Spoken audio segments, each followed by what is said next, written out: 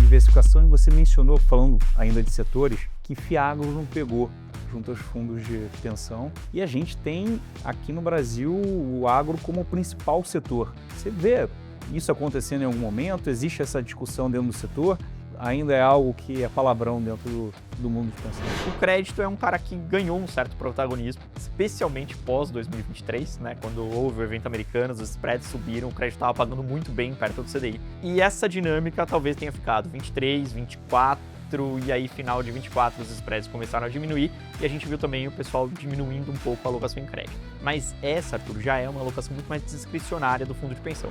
E agora você falou uma coisa muito importante que muito me interessa, que traz uma diversidade de portfólio em relação a essa renda fixa mais tradicional, que seja o CDB de banco, como você mencionou, os fundos high grade ou o título público, que é operações estruturadas, que são cotas de FDIC que estão bastante em voga. Como é que o portfólio está olhando para essa classe alternativa de investimento?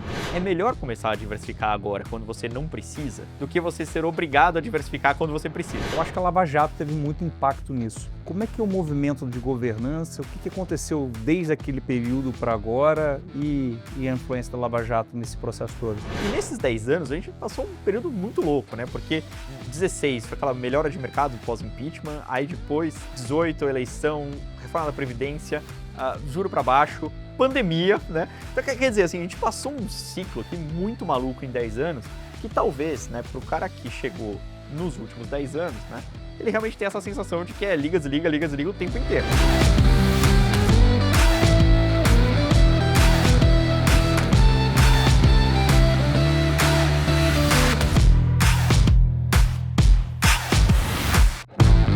Olá, seja bem-vindo ao Conexões, o podcast que conecta o mercado financeiro e a economia real. Se conecte com a gente, entenda como as conexões aceleram os investimentos. Eu sou Arthur Carneiro e vou ter a oportunidade de falar com gestores, investidores, empresários e empreendedores, aqueles que fazem a economia gerar e o Brasil crescer. Hoje eu vou ter a oportunidade de falar com o fundador da Agitos, o Guilherme Benites, uma pessoa que conhece pra caramba de fundos de pensão e vai poder explicar para a gente como funciona esse emaranhado de fundos, fundações e diferentes classes ali de investidores que são tão importantes no mercado global e que aqui no Brasil vem se desenvolvendo bastante. Guilherme, muito obrigado por Cara, prazer enorme, Arthur. abrir um espacinho na sua agenda para falar com a gente. Cara, prazer enorme estar aqui, obrigado pelo convite, né? Tomara que seja proveitoso esse tempo nosso e, sobretudo, para quem está vendo, né, assistindo aí, ouvindo o podcast. Vai ser sim, vai ser ótimo. Maravilha. Para começar, eu queria que você contasse um pouquinho da sua história pessoal e da própria fundação da Agitos, a atividade dela principal, qual o público que vocês atendem. Perfeito, vamos lá. Bom, eu sou matemático de formação, né, e eu comecei a trabalhar no mercado financeiro no início dos anos 2000. A gente trabalhava já com grandes investidores, né, esse sempre foi um foco do meu trabalho e do grupo que veio depois a fundar a Agitos. E a gente fundou a Agitos, Arthur, em 2011, ou seja, agora a gente vai fazer 15 anos, né, esse ano. Num momento que você certamente lembra, e provavelmente quem está vendo também, que era aquele momento em que o Brasil estava decolando, né? Então, quem não lembra da capa da The Economist, né, mostrando lá o Cristo Redentor decolando, era uma realidade de Brasil, talvez um pouco diferente, porque a gente tinha passado todo o rebound da crise de 2008, né? 2009 tinha sido um ano muito bom para o Brasil, 2010 também, e a gente estava, na verdade assim, o que a gente via naquele momento? A gente via investidor estrangeiro vindo para cá, né? E a gente via uma indústria se desenvolvendo. Então, eu diria até que naquela janela de tempo, foi a janela de tempo em que nasceram os gestores ativos de bolsa, né? Então, você pegar esse pessoal famoso, o AIP e tal, tem uns caras mais antigos, mas nessa janela entre 8 e 12, assim, a gente viu nascer muito gestor de bolsa, muito gestor de multimercado.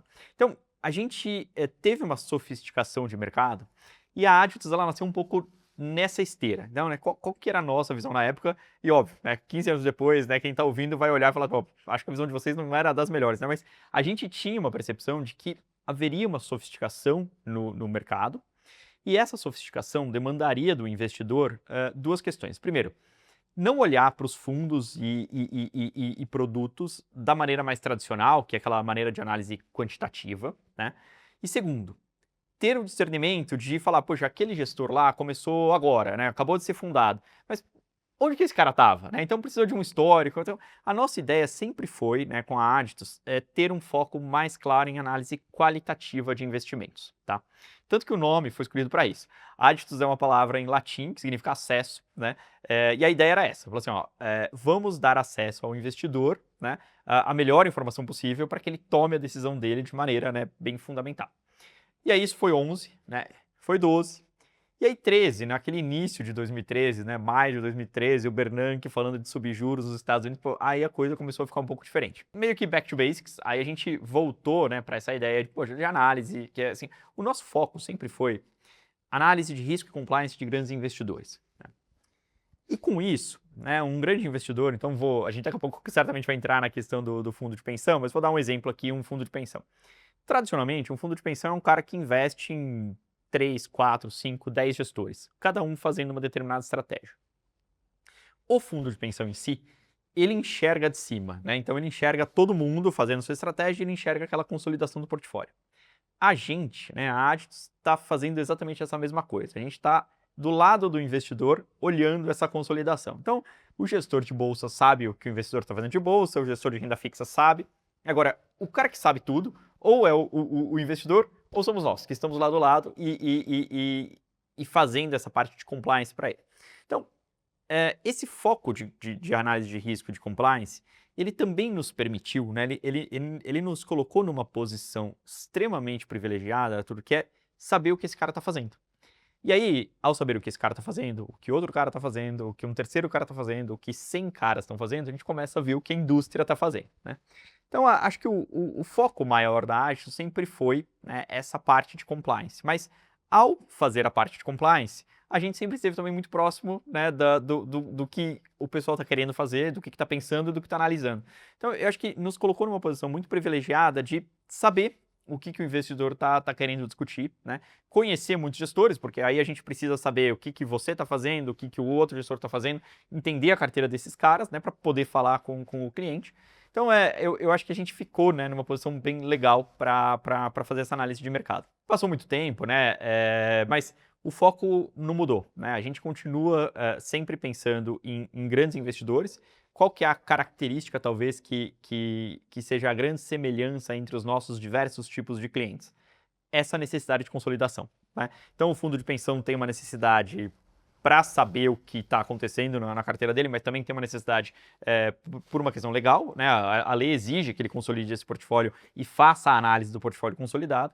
O Family Office, que é um cliente importante nosso também, é um cara que consolida tudo porque ele está investindo em diversas estratégias e frequentemente em diversas geografias, né? A seguradora, né, também é um cliente importante nosso, mesma razão e provavelmente se assemelha um pouco mais ao fundo de pensão porque é um ambiente mais regulado, né? Mas é isso. Então, o nosso principal investidor hoje, a gente trabalha com alguma coisa aí perto de 250 investidores, mas eu diria que o principal hoje em termos de tamanho, tanto de quantidade quanto de volume financeiro investido, é o fundo de pensão. Acho que a gente vai discutir um pouco mais sobre o fundo de pensão, mas sem querer dar spoiler da próxima discussão, né, é o fundo de pensão, a entidade fechada de previdência complementar, que é aquele fundo de pensão que, em geral, é atrelado a alguma empresa. Então, o fundo de pensão dos funcionários da Votorantim, por exemplo, né? Então, esse cara é o nosso foco de cliente hoje em dia, né? 15 anos depois, seguimos aí nessa mesma toada. Excelente. E você, como matemático, falou uma coisa que é muito importante, a gente também na análise de crédito tem essa visão. Não é só olhar o número, você não olha só a rentabilidade, mas você olha o qualitativo. Como é que é essa análise que vocês fazem dos diferentes tipos de gestores? Perfeito. É até interessante, né? Porque realmente, talvez como matemático, a minha tendência inicial seria privilegiar aquela série de indicadores, enfim, né? Mas na prática, né, assim, eu acho que a gente, no início da Aditus, a gente de fato enfrentou, até pela questão de o mercado estar nascendo, e foram ciclos, né? Se a gente for pegar no início da década de 10, de fato tinha um monte de gestor nascendo. Se a gente pegar no início da década de 20, idem, né? Um monte de gestor, né? Porque aí o cara tava lá, o ambiente de multimercado já era conhecido e tal, mas o advento de plataforma de 16, 17 em diante também viabilizou um monte de gestor que não precisava ter uma captação cativa em um grande banco, né? Então você tinha alternativas. Então, por várias razões, eu acho que a gente passou por essa necessidade de entender o que aquele time, né? o que a gente poderia, de repente, esperar de um determinado gestor que estava sendo criado ou estava criando um novo produto, sem que ele tivesse ainda uma cota, né? Porque a análise quantitativa ela é muito interessante desde que você tenha dados para isso, né? E a verdade, Arthur, é que frequentemente no nosso trabalho a gente não tem dados para isso. Outra coisa que acontece muito, né? Isso talvez agora não seja o grande tema da vez, mas a gente também passou por uma janela de mercado em que os fundos de pensão demandaram, por exemplo, análise de fundos de participações.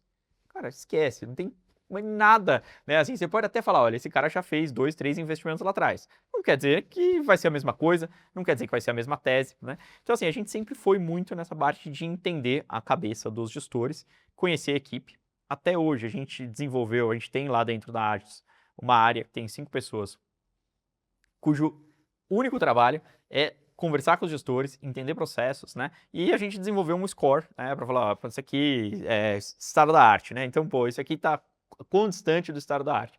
Mas a ideia é sempre entender a cabeça, o que o gestor faz em termos de processo, né? Para tentar fazer uma avaliação para além da cota, né? Porque você, Arthur, certamente viu muito disso pelo seu histórico profissional e principalmente depois, né, de estar aqui, né? Poxa, um gestor de crédito, por hipótese, né, que tenha tomado todos os maiores riscos do mercado e nunca, em nenhum momento, ele tenha perdido dinheiro, né? Ele hoje, você olha para a cota dele e fala, pô, esse cara é o maior gênio de todos, né? Mas que risco ele tomou para isso? Né? Então, eu lembro, no início, logo que eu comecei a trabalhar no mercado, pois já se vão aí 25 anos, né? Eu tinha um chefe, né, que é um cara muito amigo meu até hoje, que chama Sérgio, e ele sempre me falava o seguinte, né? Ele falou assim, ó, imagina, pensa na seguinte situação, né? Você vai com um colega seu para praia, né? Então a gente está aqui em São Paulo, vai descer a Imigrantes e tem que chegar lá em Santos, Praia Grande, sei lá para onde você vai. Cara, é um caminho, né, de uns 80 quilômetros, você tem mais ou menos uma ideia de quanto isso aqui deve demorar, tal, mas imagina que você entra no carro do cidadão, dorme, né, e 25 minutos depois acorda na praia, né?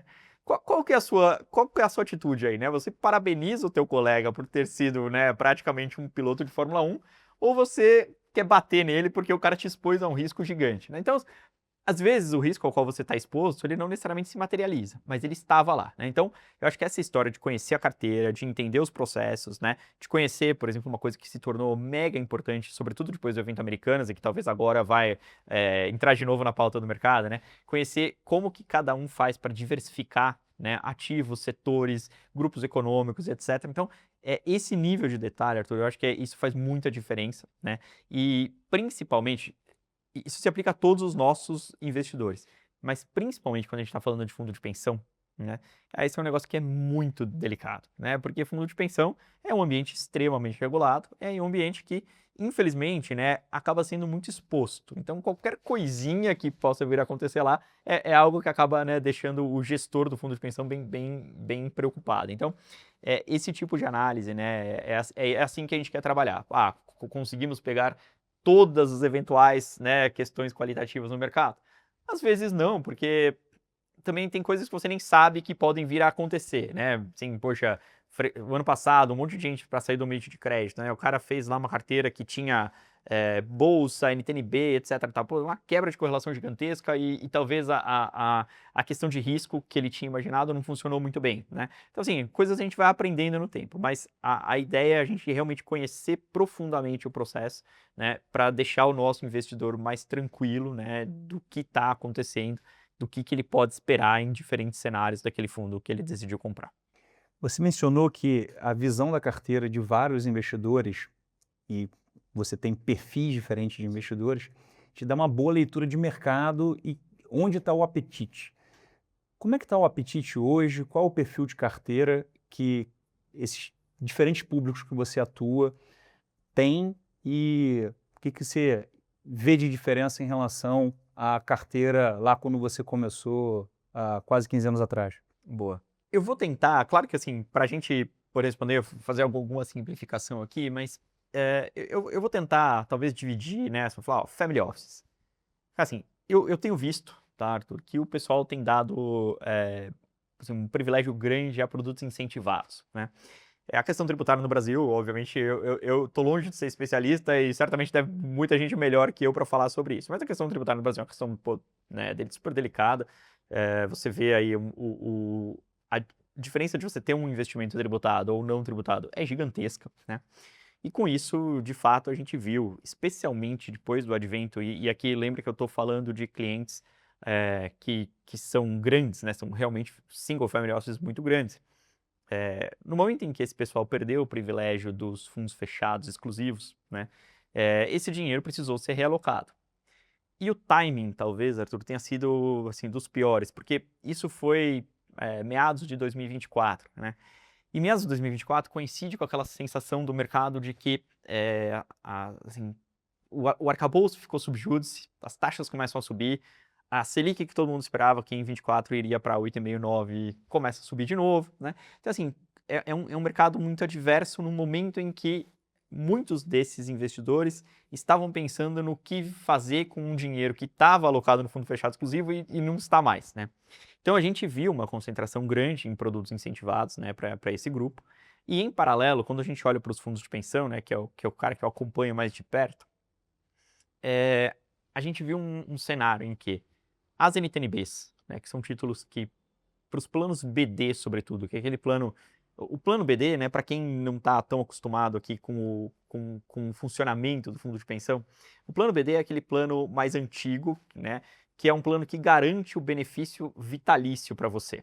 Né? Então, é um plano BD, quando eu falo BD, né, é a abreviação para benefício definido. Né?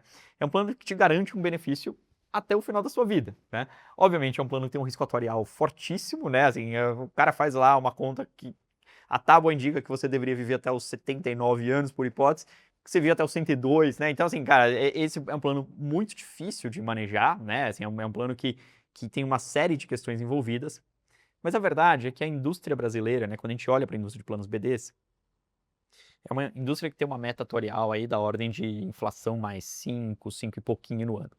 Quando você vê todas as NTNBs que pagam inflação mais, pagando inflação mais 7, lá vai. Cara, assim, é quase que um convite, né, para você comprar NTNBs. Então, a gente viu, né, nessa janela de 24 para frente, um aumento muito expressivo de NTNBs na carteira desse pessoal. E eu até diria, Arthur, que, assim, claro que exagerando um pouco aqui, né, abusando da linguagem, eu até diria que esse plano, né, ele comprou tanta NTNB que é um plano que hoje até demora para voltar para o jogo do mercado financeiro, porque, poxa, ele fez isso, imunizou, né, e eu acho que fez certo, né, mas esse é um plano que hoje, de fato, tem muito pouca alocação nova a ser feita. Por outro lado, e aqui eu acho que tem uma questão interessante, porque esse último tipo de plano que eu vou falar é um plano que tangencia um pouco esse comportamento de investidor mais de plataforma e etc. Né? Os fundos de pensão que lá atrás ofereciam ao participante um plano tipo benefício definido, o BD que eu falei, hoje em dia eles continuam oferecendo o plano para o participante. Mas hoje em dia o plano mais comum, né, que está aberto, que o participante pode entrar aí, é um plano do tipo contribuição definida. Plano de contribuição definida, né, para você que está ouvindo e também não tem tanta familiaridade aí, é um plano que te assemelha mais talvez a um desses planos que você compra na plataforma, etc., que você faz uma certa acumulação e lá na frente você... Então, o que tem de certo nesse plano? Fala assim, ó, eu vou depositar todo mês R$ 1.000 nesse plano. Aí o plano vai acumular de acordo com a rentabilidade dele, sei lá, daqui a algum tempo eu tenho R$ 500.000, né? E esses R$ 500.000 a partir dos 65 anos, eu passo a tirar um pedaço desse dinheiro, que esse é o meu salário. Quando acabar, acabou, né? Então, assim, é diferente do plano BD, né? E esses planos CDs, né, à medida que o tempo foi passando, eles foram cada vez mais oferecendo perfis de investimentos. Então, hoje, eu diria que talvez uma entidade típica, uma entidade que tem um plano BD que está fechado, ou seja, só para os participantes que já entraram lá atrás, e para os novos participantes, né, ela tem um plano CD que oferece perfil. Então, o participante pode, né, para além de entrar no plano, contribuir, ter a contrapartida da patrocinadora, porque isso faz uma diferença gigante, né, cara? Assim, o pessoal, em geral, ainda está naquela história do 1 para 1. Você coloca R$ 100, a patrocinadora coloca R$ 100. Não tem nada na vida que você vai ter uma rentabilidade melhor. Você pode ser o melhor investidor de todos, mas assim, 100% na largada é muita coisa, né? Então, esse recurso, né, ele é acumulado, lá na frente você resgata ou você transforma em benefício. E esses planos oferecem perfis. Então, assim, o típico é um plano CD que tem um perfil conservador, um perfil moderado, um perfil agressivo, tá? O 3 perfis é bastante típico também. Alguns planos oferecem perfis do tipo ciclo de vida, que eu acho que tem uma vantagem, porque tira, de certa forma, do participante aquela responsabilidade de ele saber ou ele inferir qual é o perfil dele, né? Alguns planos, menos aqui no Brasil, não é tão comum, no exterior é muito, né? Oferecem perfis do tipo Target Date Fund, que é basicamente quase que um ciclo de vida ao contrário, né? Fala assim, olha, eu penso na idade que eu tenho, eu penso quando que eu vou me aposentar, e aí o perfil vai caminhando, vai diminuindo de risco até chegar na minha aposentadoria, né? Mas esse tipo de perfil, e aí eu acho que aqui que está talvez a chave do que aconteceu nesses últimos anos, né?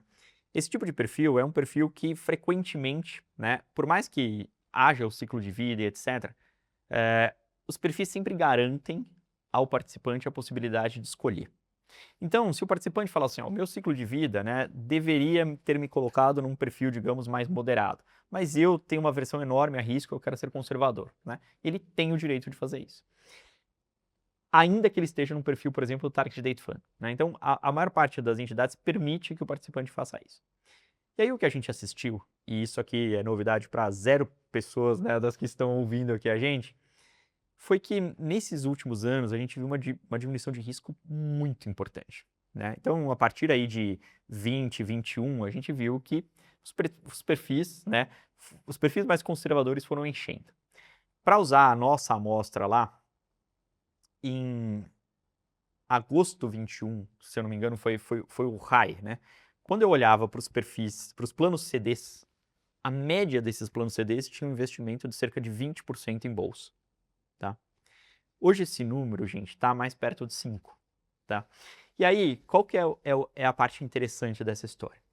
A realidade é que em 2021, 2022, até agora, né, o perfil moderado das entidades sempre teve alguma alocação aí, digamos, entre 15% e 20% em bolsa, né?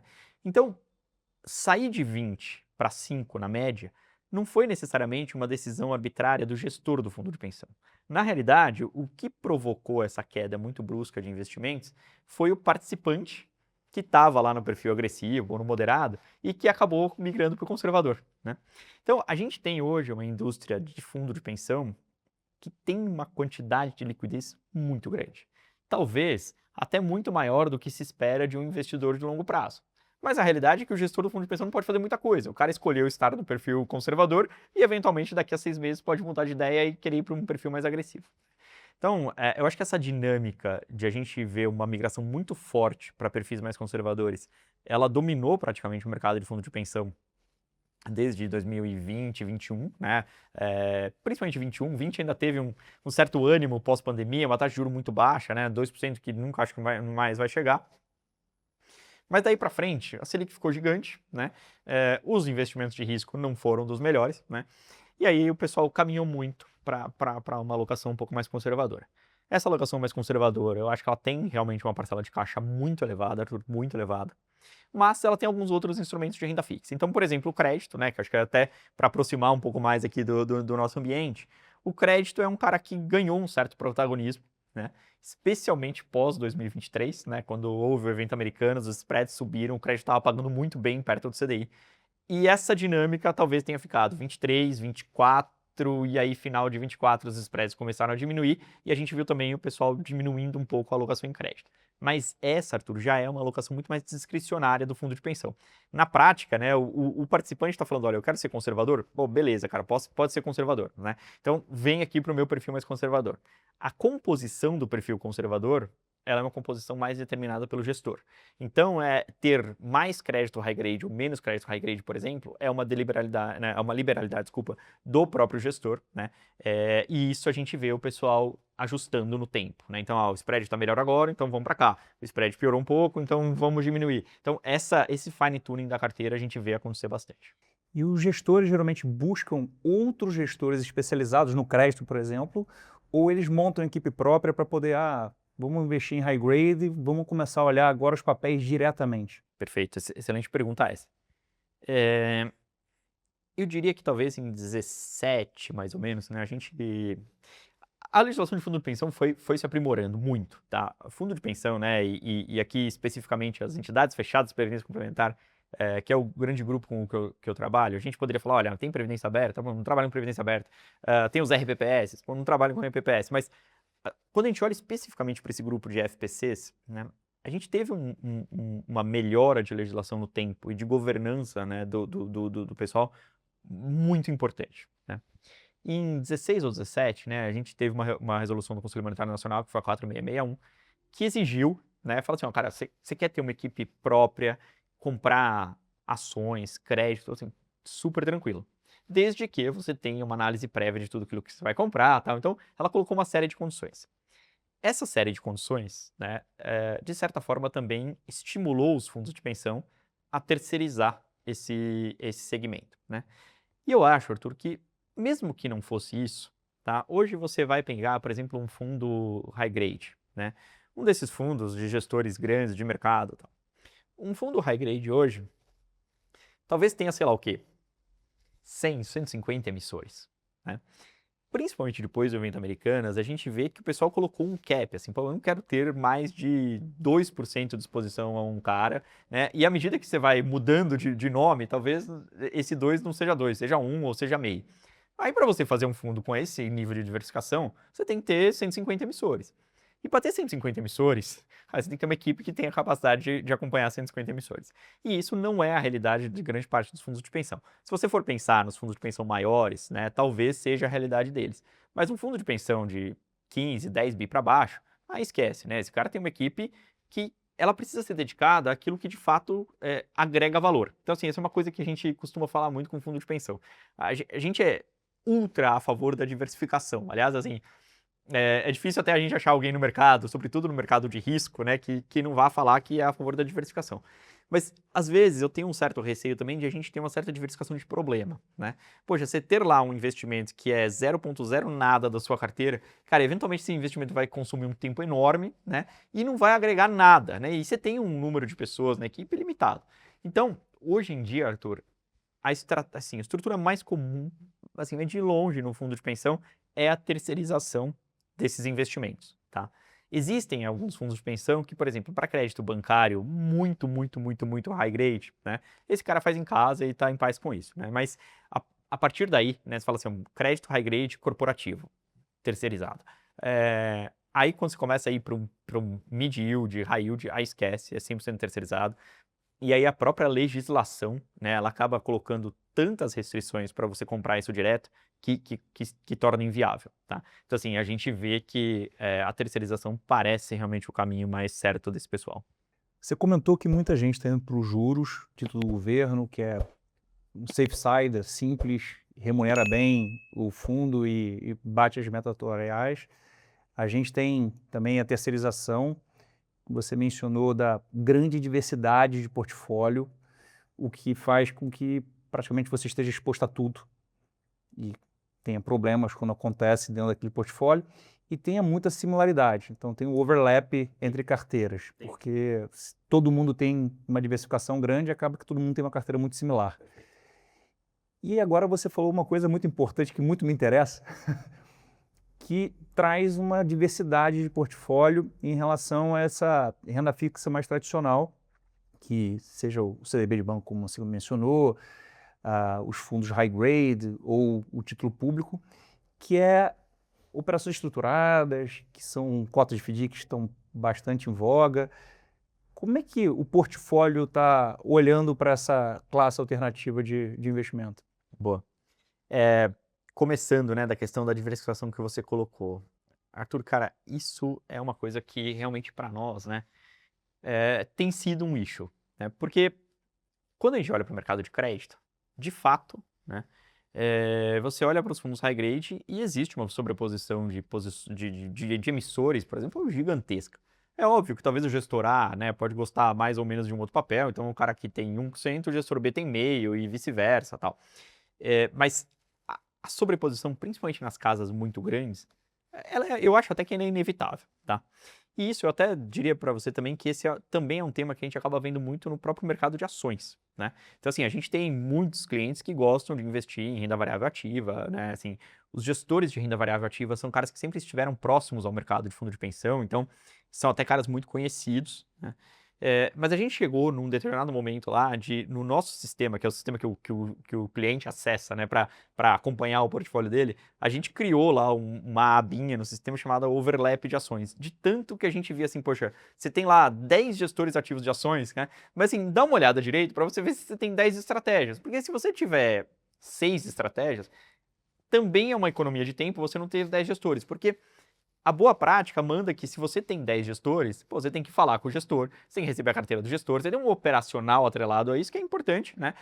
Toma tempo e, de certa forma, se não está contribuindo em nada para o seu portfólio, cara, né, troca. Então, assim, acho que esse é um ponto, Arthur, que realmente, né, nesse ambiente high grade, num mercado que não é talvez tão profundo quanto o mercado brasileiro, embora o mercado de crédito hoje é muito mais profundo até que o próprio mercado de ações, infelizmente, mas, quer dizer, infelizmente ou felizmente, mas é que o mercado de ações também evoluiu nos últimos tempos, né? Essa é a verdade. Mas essa sobreposição acontece. E aí, a gente começa a entrar num outro ambiente.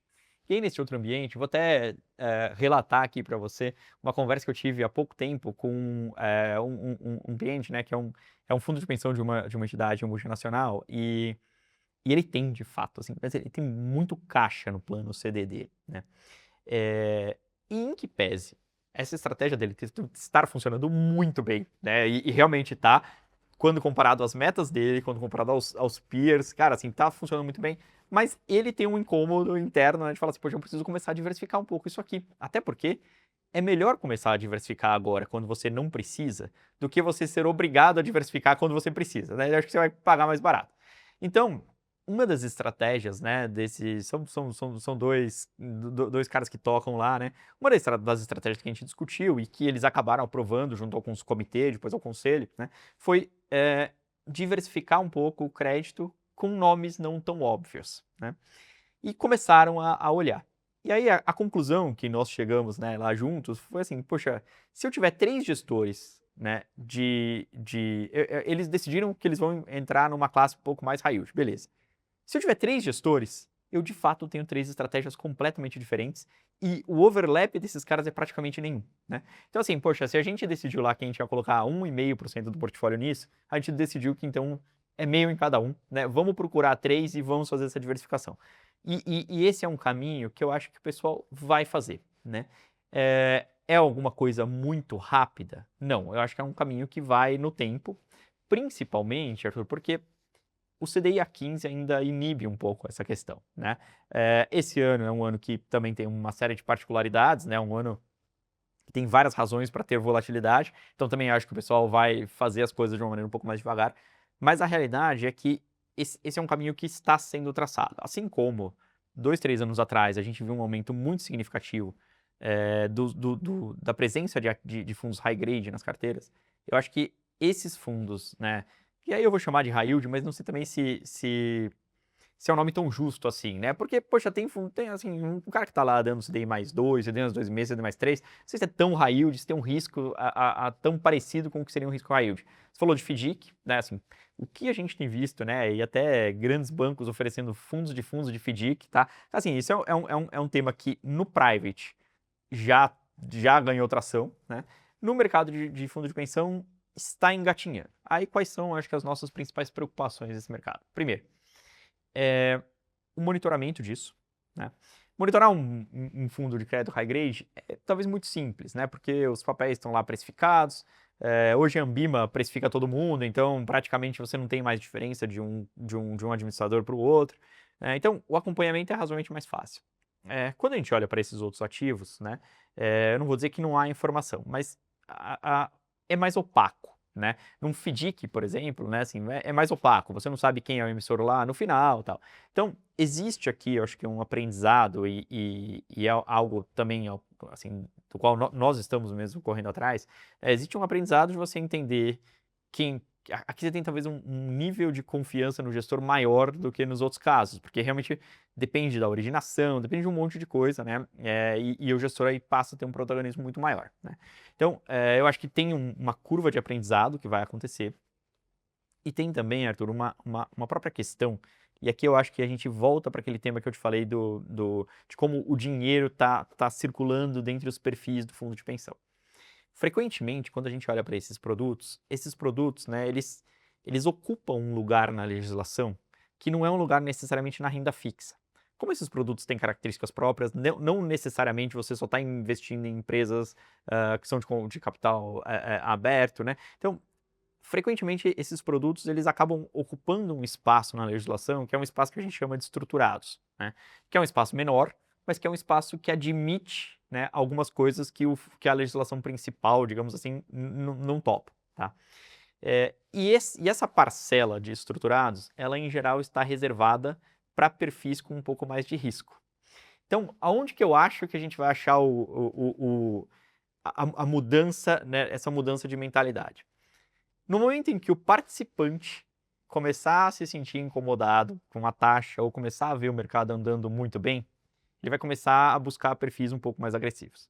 No momento em que esse participante buscar perfis mais agressivos, o perfil já está lá, né? Ele já existe, né? E ele tem lá 10% do tamanho dele reservado para, por exemplo, estruturados. Aí esse gestor vai ser compelido, o gestor do fundo de pensão vai ser compelido a falar, ó, agora eu preciso achar novos produtos estruturados para colocar aqui dentro, porque o meu participante está demandando, né? Então eu acho que tem um ciclo que isso vai acontecer. Mas na nossa visão, hoje esse ciclo ele vai ser deflagrado pelo próprio participante. E o que pode fazer o participante, o que pode levar o participante a procurar um pouco mais de risco na carteira? A gente entende que, primeiro, é uma taxa de juros mais baixa, que acho que está, de certa forma, contratada, embora, as we speak, né, com toda a questão de Irã e etc., existe aí uma revisão por parte dos gestores de onde esse juro termina esse ano. E mesmo que termine a 12, que é onde a gente estava anteriormente, né, 12 ainda é uma taxa alta, né? Mas enfim, então imaginando talvez entre 26 e 27, acho que a gente deve ter essa mudança, né? Ou, de repente, uma outra coisa que a gente também já viu é fazer com que o participante comece a ir atrás, e acho que essa é uma sensação, talvez, digamos assim, do mercado inteiro, que é começar a ver o mercado ir muito bem e você tá lá parado, né? Então, assim, eu acho que a Bolsa, o ano passado, gerou muito essa sensação, né? De você falar assim, poxa, foi muito bom, né? Subiu 35, agora já deu quase 50, né? E eu tava lá na renda fixa, né? Então, quer dizer, o participante começa a ver os resultados dos perfis mais agressivos e fala, poxa, isso aqui tá começando a ficar interessante, né? Não acho, efetivamente, a melhor estratégia você tomar a decisão pelo retrovisor, mas a verdade é que isso influi, né? E essa influência a gente não pode negar, isso de fato acontece. Então, eu entendo, né, que o fundo de pensão, ele hoje está bem preparado e ele já tem em mente uma série de novas estratégias que ele vai buscar em cada caso, né? O que precisa acontecer é que, de fato, haja essa demanda, né? Então, tem alguns caras se adiantando, como, por exemplo, esse cliente que eu te dei de exemplo, né? E tem alguns caras que ainda estão esperando um pouco o participante ir. Mas que esse é um movimento que deve acontecer, eu tenho pouca dúvida. Tem alguns pontos que você tocou que são super legais. Um deles, quando você menciona o tipo de investimento que o participante optou, e hoje a gente está muito para renda fixa, a gente está num cenário meio barbell, ou vou para renda variável, vou para ativos que são mais sofisticados e tem mais retorno e vol esperado, ou vou para renda fixa. O que você está colocando agora é que talvez tenha um ativo intermediário que talvez as fundações tenham que começar a criar, tem uma classe intermediária de fundo que eu posso criar, que tenha mais espaço para estruturado, e eu queria que você falasse desse espaço para estruturado e contextualizasse algo que você me colocou que é muito legal, que antigamente esse espaço para estruturado ele é muito usado pelo FIP. Então, os investimentos em private equity, ativos diretos, etc., ocupavam quase que esse espaço como um todo, e você mencionou na nossa conversa que isso tem diminuído ao longo do tempo. Aqui está abrindo um pouquinho mais de espaço, qual é o limite, como é que está esse espaço hoje efetivo para o próprio gestor ir testando águas, como você bem colocou, que eu acho que é a melhor forma dele crescer, bota o pezinho, entende a indústria, vai criando parceiros de longo prazo, e daqui a pouco, quem sabe, o participante não... Calma aí, cria um intermediário aqui, porque agora eu quero esse retorno um pouco mais forte que ele pode me trazer. Dá um panorama sobre isso, por favor. Eu acho que essa questão, né, meio de barbell que você coloca, talvez ela não seja uma questão necessariamente relacionada à indústria de fundos de pensão. Eu acho que a indústria brasileira, ela é muito assim, né? Então, assim, agora é nada, agora é tudo, né? Então, assim, a gente tem... até porque talvez os produtos intermediários, né, são produtos que têm um ciclo de investimento muito próprio. Então vamos pegar, né, assim, até porque eu vou trazê-los de volta para a conversa, mas vamos pegar, por exemplo, os multimercados, né, que é bem verdade, né, passaram uma janela aí muito complicada, mas o multimercado, em tese, é um fundo que tem um período de investimento, né, então assim, você deveria olhar um multimercado talvez em alguma coisa entre 2 e 3 anos, né, e não necessariamente o investidor é tão paciente. E o fato de o investidor não ser tão paciente também torna o gestor do fundo de pensão que tem perfil refém dessa impaciência. Porque ele vai lá, monta uma estratégia muito bem pensada, que vai demorar 2, 3 anos para maturar. 2, 3 anos, inicialmente, quando a gente compara com o horizonte de investimento no fundo de pensão, pô, é troco, né? Vai dar menor, tipo, assim, muito tranquilo.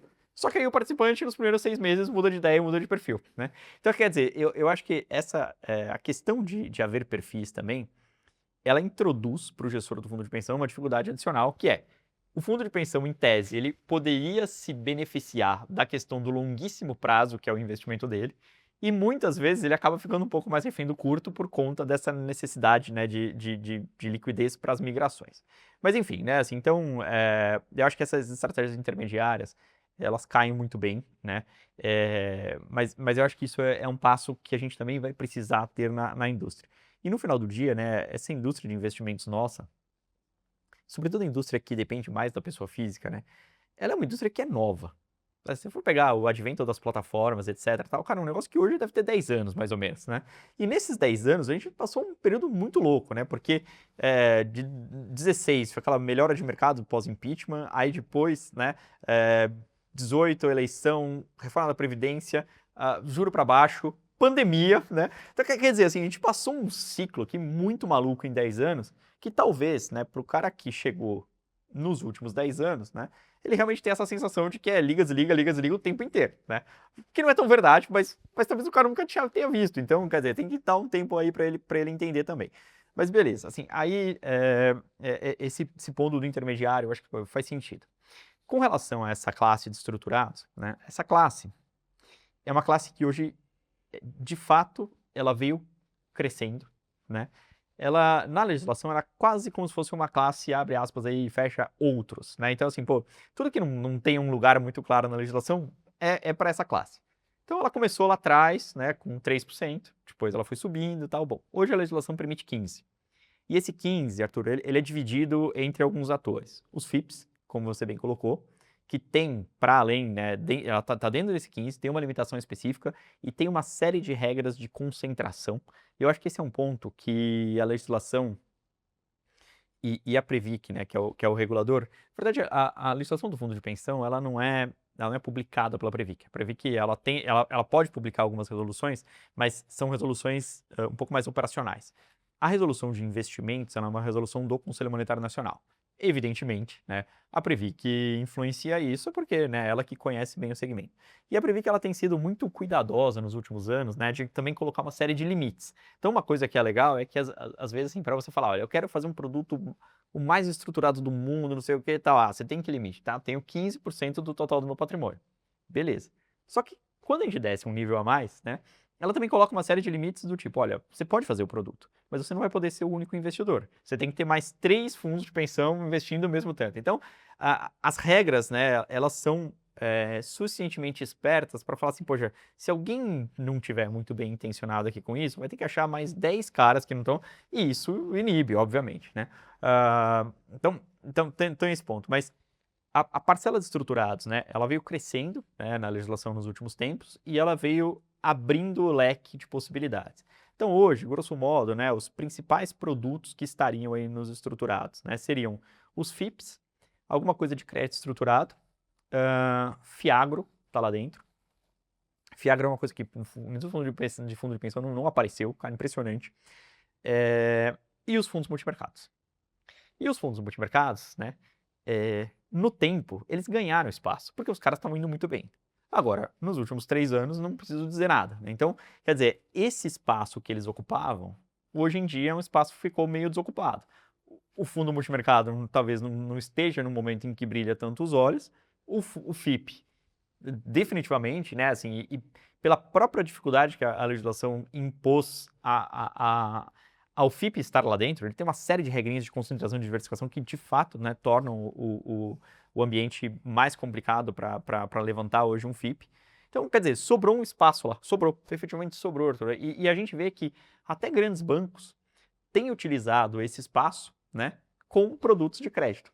Então, assim, para dar 2 exemplos, né, o Banco Bradesco e Itaú, né, ambos, né, quando tem a discricionariedade da alocação de um fundo de pensão, dentro dessa parcela de estruturados, frequentemente você vê produtos lá, aí um deles vai chamar de high yield, outro vai chamar de crédito plus, enfim, aí que tem os nomes lá. Mas esse espaço vem sendo ocupado vagarosamente por um pedaço de crédito, tá? Então, assim, eu acho que esse esse é um ambiente muito fértil para nascer esse tipo de estratégia, né? Porque está dentro de uma diversificação muito maior, que ocupa um pedaço pequeno do patrimônio, mas é assim que as coisas começam, né? Eu lembro, em 2010, como é que o pessoal começou a investir em fundos ativos de bolsa, né?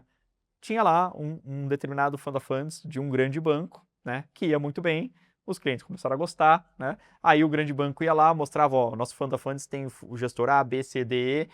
Aí, a partir daí, o gestor C começou a ir lá, e assim se desenvolveu uma indústria, né? Então, assim, não é uma coisa muito rápida, mas é uma coisa que acontece. Excelente saber que ela está em desenvolvimento. Você falou muito da diminuição das regras novas que surgiram para FIPs e eu acho que a Lava Jato teve muito impacto nisso. Como é que é o movimento de governança? O que aconteceu desde aquele período para agora e a influência da Lava Jato nesse processo todo?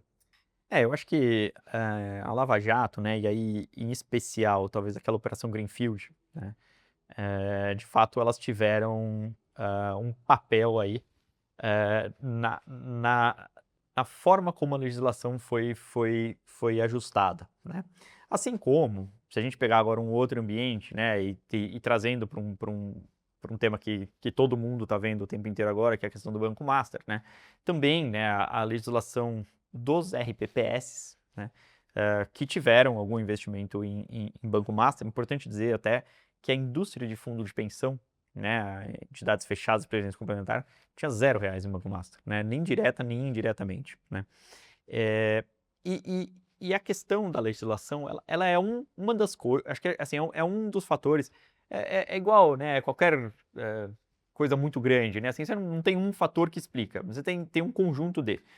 A legislação é um deles, né, então eu acho que algumas questões que vieram, né, da legislação forçaram a indústria a mudar um pouco de cabeça. Então, por exemplo, né, num primeiro momento, a legislação vetou FIPs que tivessem um único investimento, né?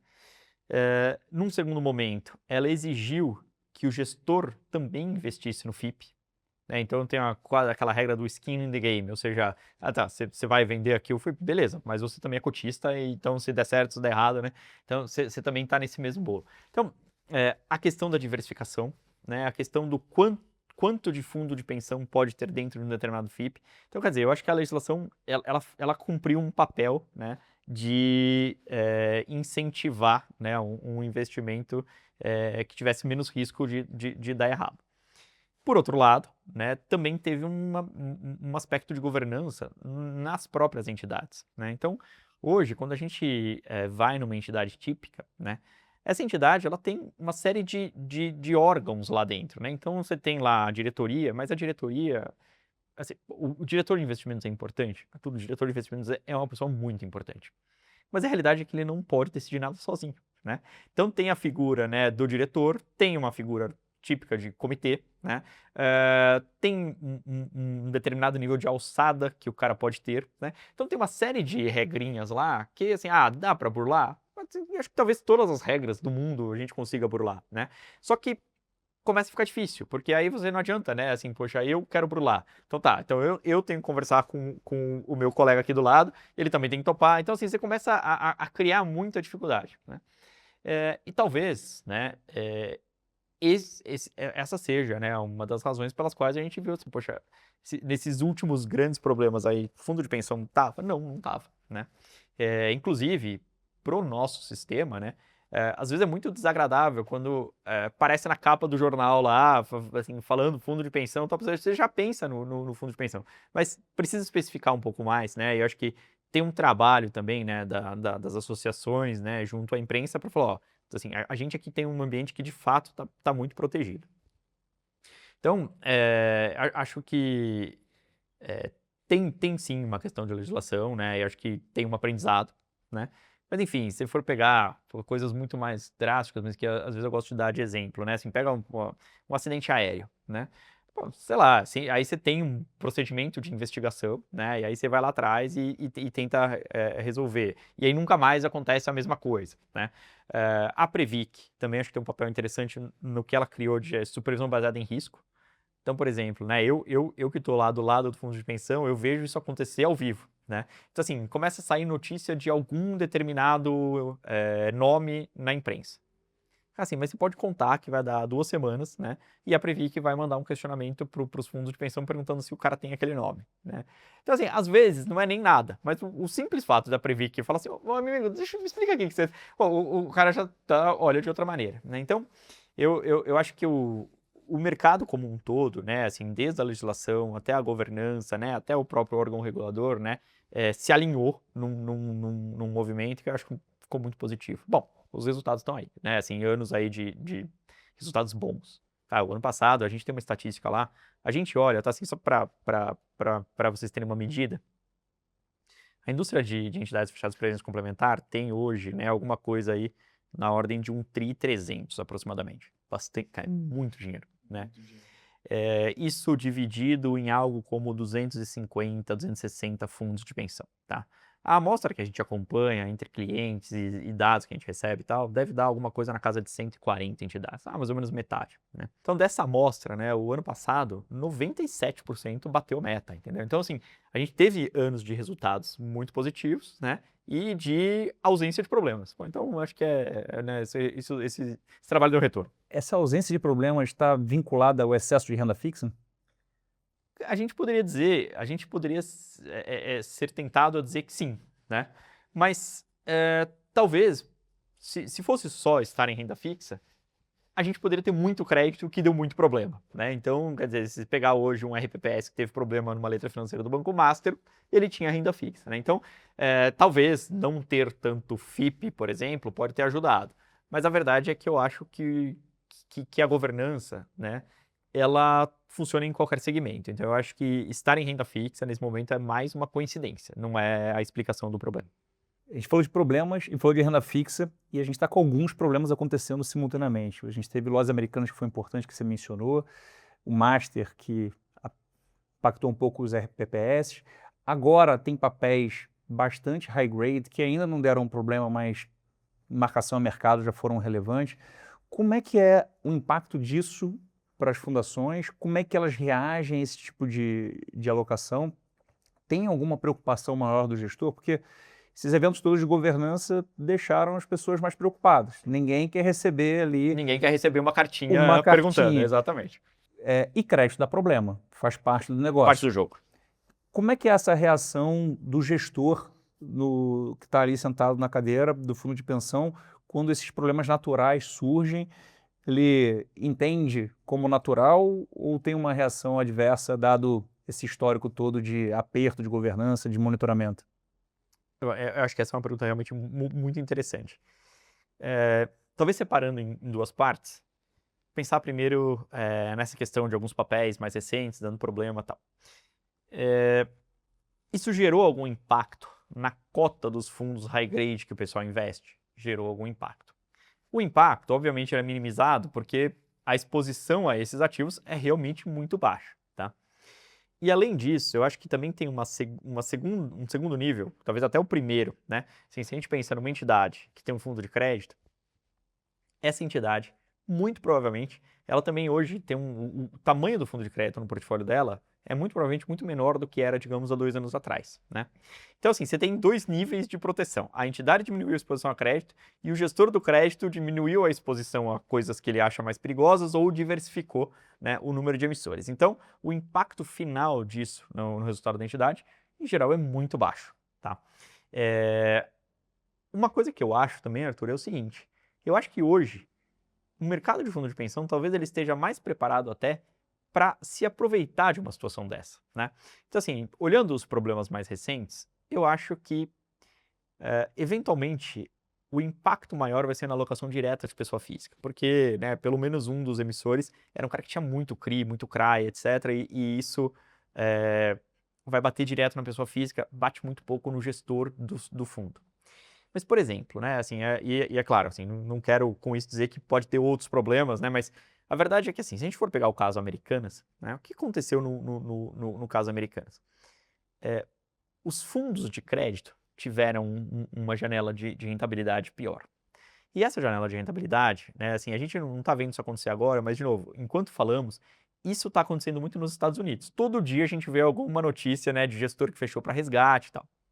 A gente nem teve fechamento para resgate no primeiro semestre de 2023, embora eu até ache que em alguns casos deveria ter tido. Mas a verdade é que a gente passou uns 6 meses de sangria desses gestores, porque tinha muito resgate, o pessoal precisava vender, né? E não precisava vender esses spreads, tá? O nosso monitoramento lá mostra que os spreads dos papéis AAA, né? Eles saíram de alguma coisa da casa de 1,3, 1,4. Na época a Selic, só para a gente ter a referência, era 3,75, então a gente está falando de, assim, esse papel pagava, grosso modo, 110 da Selic, e esse spread foi para perto de 2.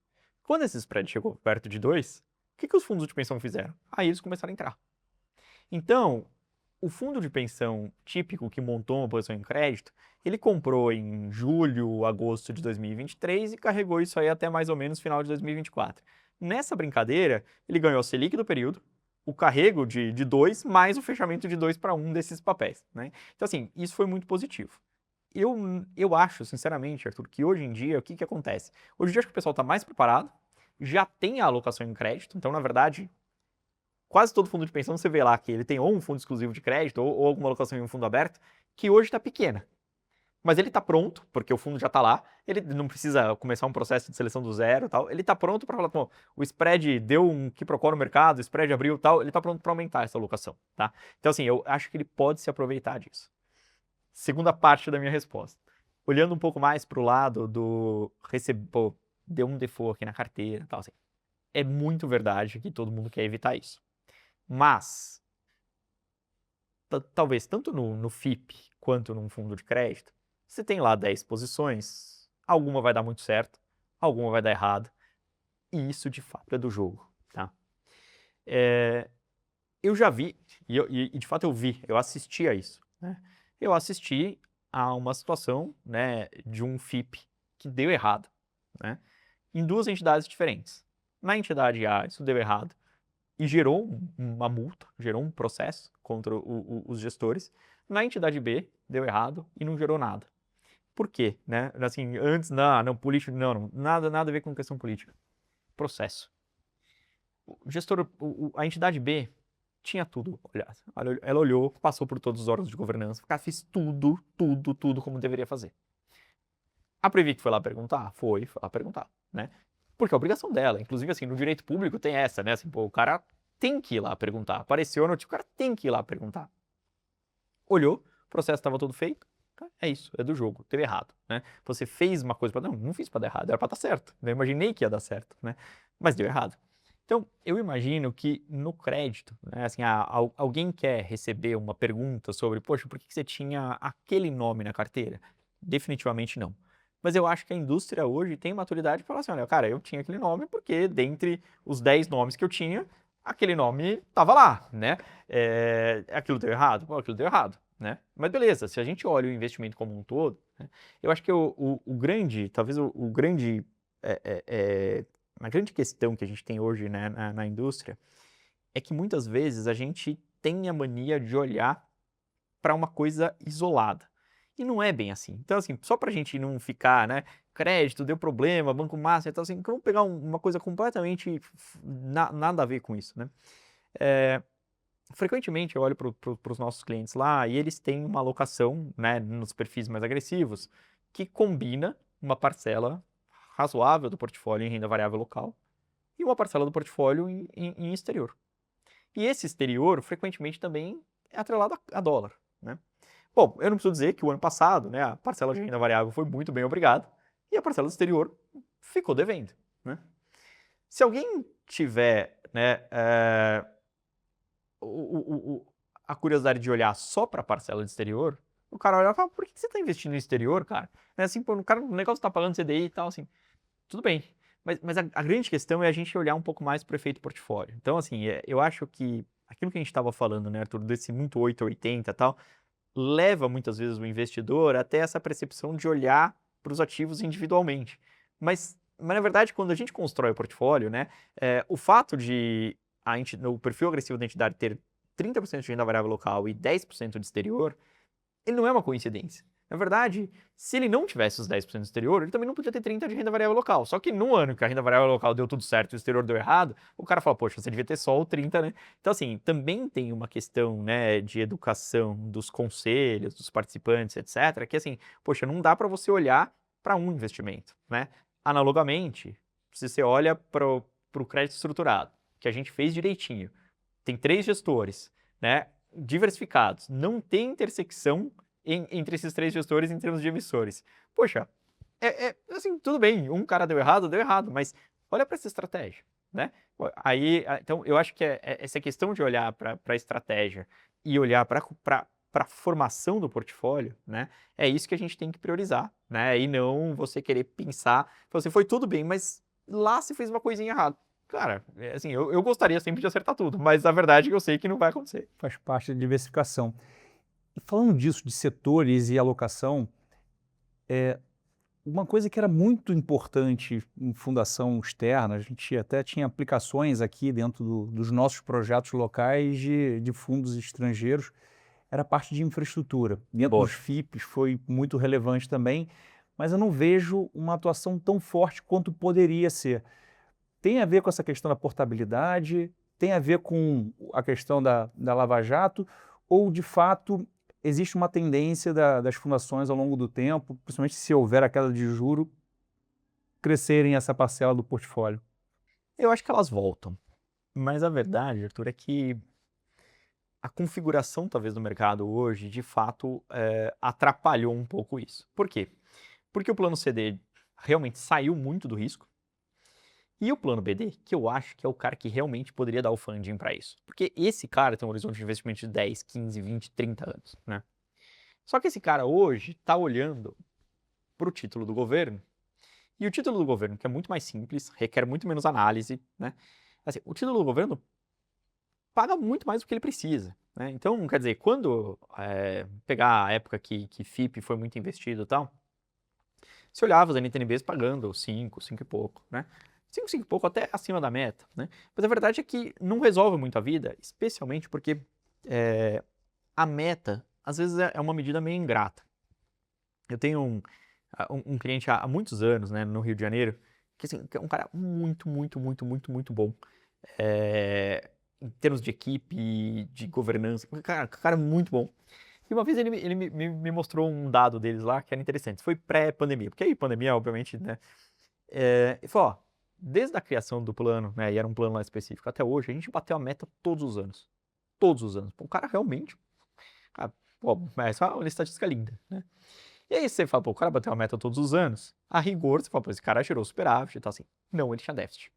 E por que ele tinha déficit? Porque, em que pese ele ter batido a meta, né, você tem uma série de questões de reajuste, né, dos benefícios ou da questão da tábua atuarial que atrapalha muito. Então, assim, você bate a meta, mas as pessoas, ao invés de viverem 70 anos, que era o que previa, o cara vive 100, cara, a sua meta, né? Então, assim, a rigor, tem até umas contas que os atuários fazem, né? Que você fala assim, olha, a depender da tábua, né? Você adiciona aí 1 ponto percentual ao ano na sua meta, né? Então, lá atrás, o 5,5, 6, 5 de NTNB talvez não fosse suficiente, né? A verdade agora, Arthur, é que, cara, o 7 e pouco é. Então, você vê que as entidades, né, isso é um dado da própria Previc, né, assim, nesse 1 tri 300 tem um déficit acumulado de 30 bi, né, que num tri 300, honestamente, é troco, cara, é 3%, 2%. Então, assim, é uma coisa que realmente as entidades conseguiram, né, somente usando os títulos públicos, conseguiram fechar essa conta. O que talvez até seja meio que uma pena, né? Porque realmente esse tipo de investimento, né, em infraestrutura e etc, pô, é um investimento que tem tudo a ver com o fundo de pensão, né? Só que a conjuntura talvez afastou o fundo de pensão de lá. Eu acho que esse tema volta em algum momento, eu acho que volta em algum momento. Mas como eu disse, assim, eu acho que o fundo de pensão de benefício definido é um cara que comprou tanta NTNB e hoje é um cara que recebe pouco recurso, porque esses planos estão, via de regra, todos fechados. Então, assim, esse cara é um cara que paga. Então, assim, ele tem lá o cupom da NTNB, ele paga, casado lá. tá casado, né? Assim, ele comprou tanto NTNB que eventualmente tá sobrando algum dinheiro. Então, talvez daqui a 2, 3, 4 anos ele tenha algum dinheiro sobrando e fala, bom, agora eu vou comprar alguma outra coisa. Mas realmente a gente pegou uma janela de juro tão alta, Arthur, que, assim, e aí é meio complicado, porque você fala, pô, esse investimento aqui em infraestrutura talvez me pague IPCA mais 10 com risco, etc. Mas aí vira uma questão de risco-retorno, né? Esse outro, sem risco, né? Se me paga IPCA mais 7,5, né? E para piorar, ainda tem uma série de regras contábeis que fazem com que a NTNB seja de fato muito interessante pro fundo de pensão. Então, assim, para também não alongar muito o assunto. Não tem marcação no mercado. Então, ela não tem a marcação ao mercado. E, além disso, tem um artifício contábil, né? Assim, artifício aqui não utilizado de uma forma pejorativa, muito pelo contrário. Mas que é o seguinte, hoje, se a sua meta, só fazer uma conta redonda aqui, se a sua meta é inflação mais 5,5 e você compra um papel a inflação mais 7,5, esses 200 pontos de ganho, você pode pegar, né, e colocar no seu balanço imediatamente. Então, por exemplo, se você, nesse meu exemplo, do 5,5 com 7,5, que está 200 de diferença, se o seu duration do passivo é 10 anos, 200 bips vezes 10 anos, vezes o tamanho da sua compra. Então, quer dizer, na prática, se você comprar 100 milhões de NTNB a 7,5, você buca 120 milhões no balanço. Então, assim, mas o fundo de participações com infraestrutura vai dar mais certo? Vai. Não vai dar mais certo no primeiro ano. Entendeu? Então, assim, falta estímulo. A legislação, né, ela permite que aconteça uma coisa, né, e o pessoal tá jogando com essa regra debaixo do braço, né. E eu entendo, porque na prática o fundo de infraestrutura talvez resolva o seu problema de déficit em 10 anos. A NTNB resolve em 1, então assim, a conta fica fácil. Você falou que hoje a gente resolveu o problema tudo porque a NTNB está muito alta.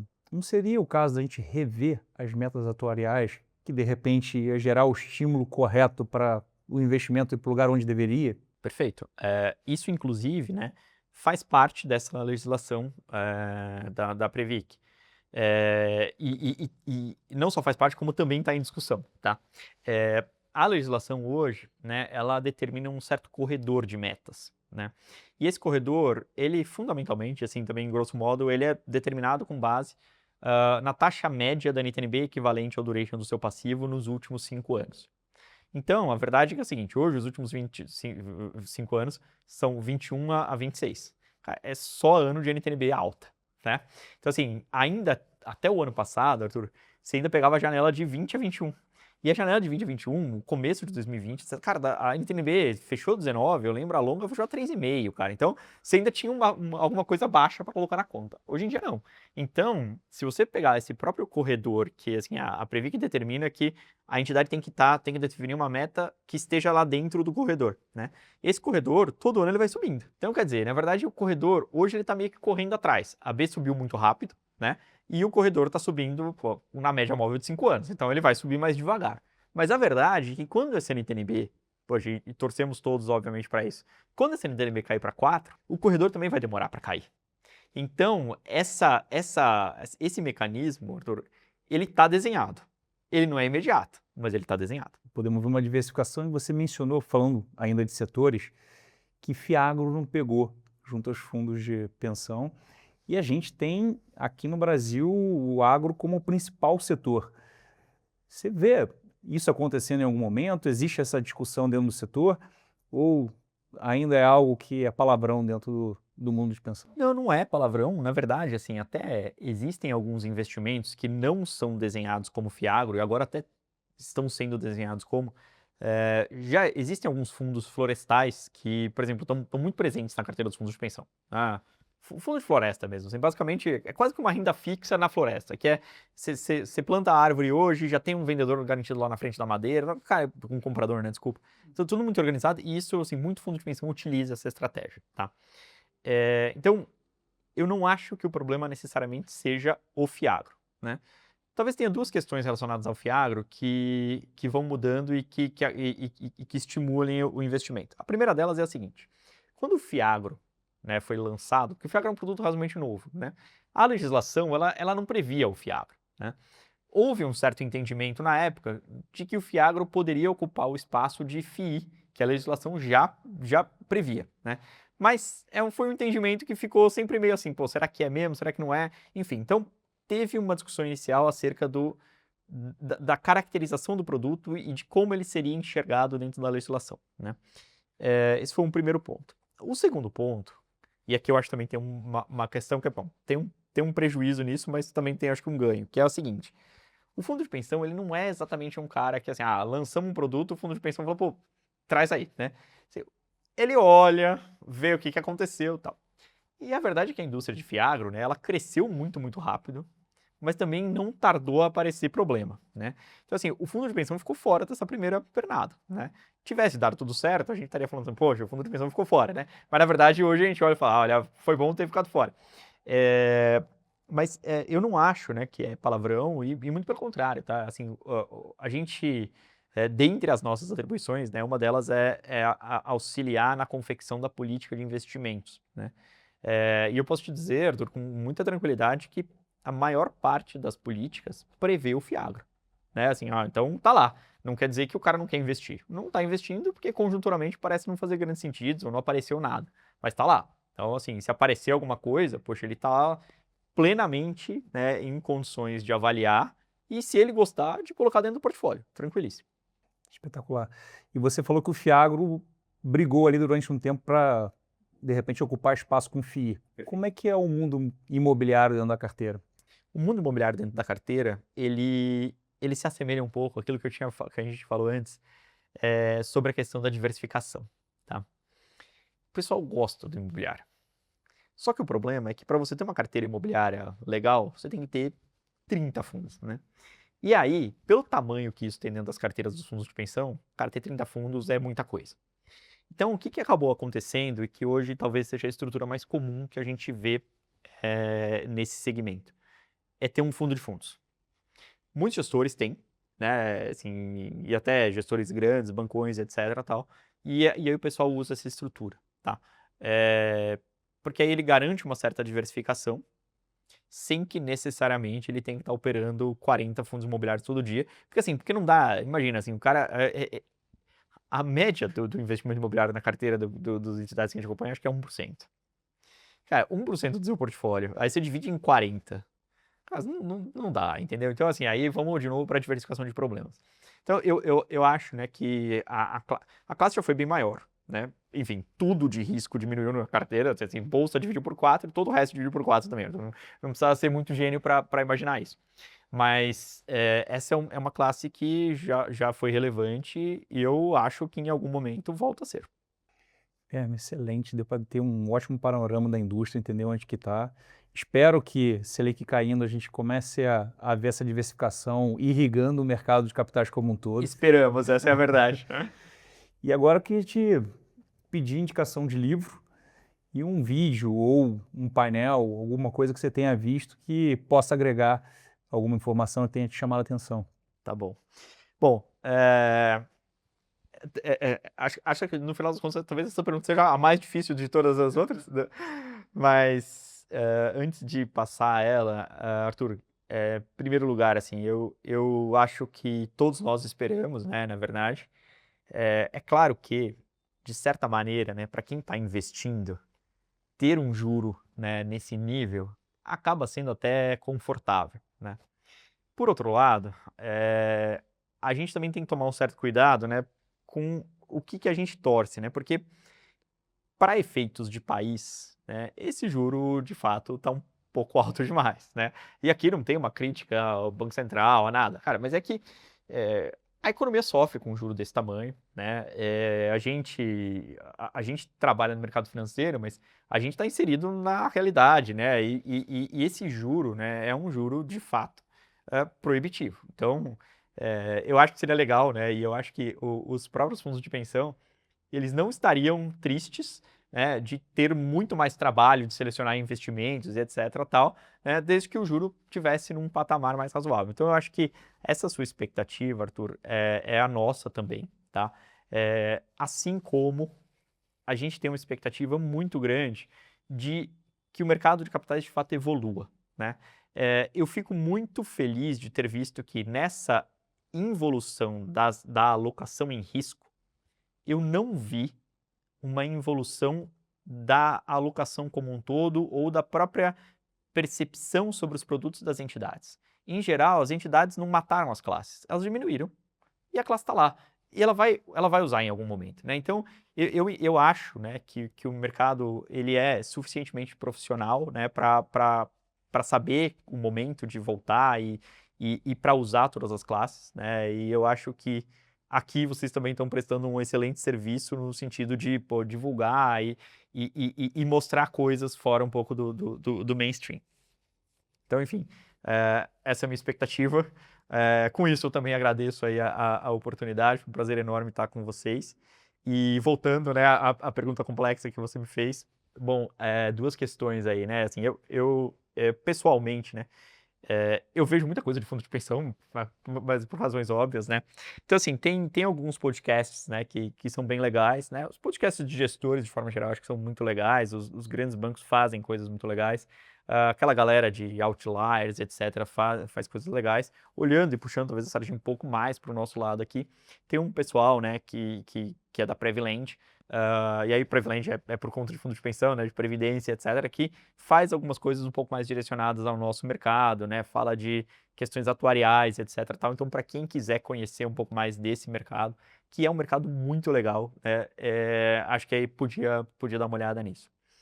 Com relação a livros, cara, eu fiz uma coisa, né, isso já faz bastante tempo, né, que foi a seguinte, quando eu terminei meu último curso lá, que foi o doutorado, eu falei, cara, eu vou fechar aqui os livros técnicos e agora eu vou fazer alguma outra coisa. Assim, atualmente eu tenho gostado muito de ler biografias, né, então eu acho muito interessante a gente ler biografias. Tem várias legais, inclusive sobre o mercado financeiro brasileiro mesmo, né, sobre o Ike, sobre o pessoal do BTG, acho que são temas legais.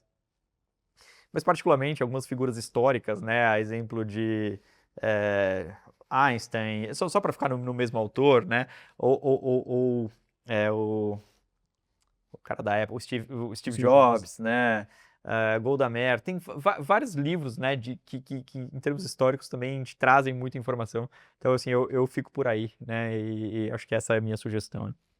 Eu também adoro esse tipo de biografia, principalmente de empreendedores. Histórias de empreendedores, pô, me enchem os olhos. A gente, como empreendedor, sabe a dificuldade que é, e é bom ver a história de alguém que cavou toda essa dificuldade, venceu as batalhas no dia a dia e chegou lá, como o caso do Steve Jobs, que você mencionou. Tem vários outros aí que fizeram ótimas biografias. Guilherme, muito obrigado. Um é sempre prazer um enorme, prazer entender mais esse setor que é difícil, cheio de regras, como você colocou, muita gente não entende. Então, ótimo que você tenha dado um canal para quem tiver interesse em se aprofundar, ter mais informação. Foi um ótimo papo, como sempre. Muito obrigado aqui por Muito obrigado. compartilhar tanta informação com a gente. Valeu, gente. Obrigado a todos aí. Pessoal, você que assim como eu curtiu, dá o like, compartilhe, siga a gente no nosso canal, aumente o nosso número de inscritos, que a gente vai conseguir atingir um número maior de pessoas. E até a próxima.